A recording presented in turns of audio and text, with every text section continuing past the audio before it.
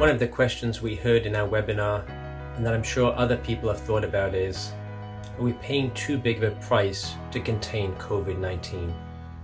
When we think about the various measures that are being put in place in terms of self-isolation, staying at home, physical distancing, and the effects that they're having on the economy, are shutting down great sections of our economy and mounting job losses as a result, we're paying too big of an economic price to try to contain COVID-19.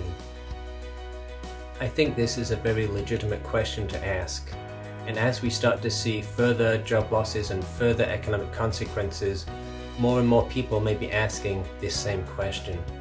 So I think it does deserve a response. Let me offer a particular perspective on this question. And I think to answer this question, we really need to think about what would the alternative look like. Let's suppose we didn't put in place these various measures. Let's suppose we didn't shut down international travel, our international borders, that people were free to go as they please. What we do know from this current COVID-19 situation is this virus spreads very quickly.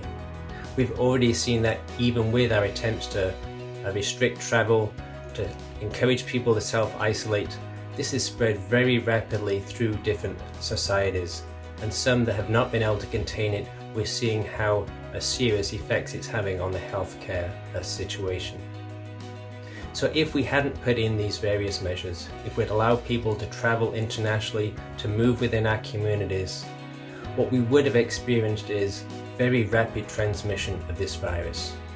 In our own communities, we would have seen a lot of people getting affected.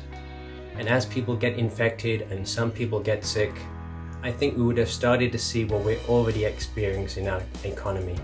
That some people are afraid to go to work because they don't want to risk contracting COVID-19. But without the current restrictions, if people were just free, we would see much greater number of cases. And so I think in that scenario, more and more people would voluntarily stop working. They would stay at home for fear of going to work. They would stop going out to the stores. And so we would see a much greater shutdown in our economy. The stores would be closed, businesses would be forced to close, even greater than the current restrictions that we see in place, simply because people would be too afraid to go to their workplace. And so even some of our essential services would be compromised. So I think the answer is, if we hadn't put in these various restrictions, we would be in a very similar situation in terms of our economy today. But in fact, it would actually even greater economic impacts, because we would see even larger sections of our economy shut down. And at the same time, we would have seen a much greater increase in the number of COVID cases, a much greater increase in the number of hospitalizations, and our healthcare system would easily be overwhelmed, as we've seen in other countries such as Italy. So are we paying a big price to try to contain COVID-19? Yes, and as the various economic statistics start to come out, we'll see exactly how big that is. Is it too big of a price? Well, I think if we look at the alternative, the economic cost of not putting in these measures would be even greater. So if we really want to see the economic cost of the Great Shutdown minimized, then we really need to see these measures work.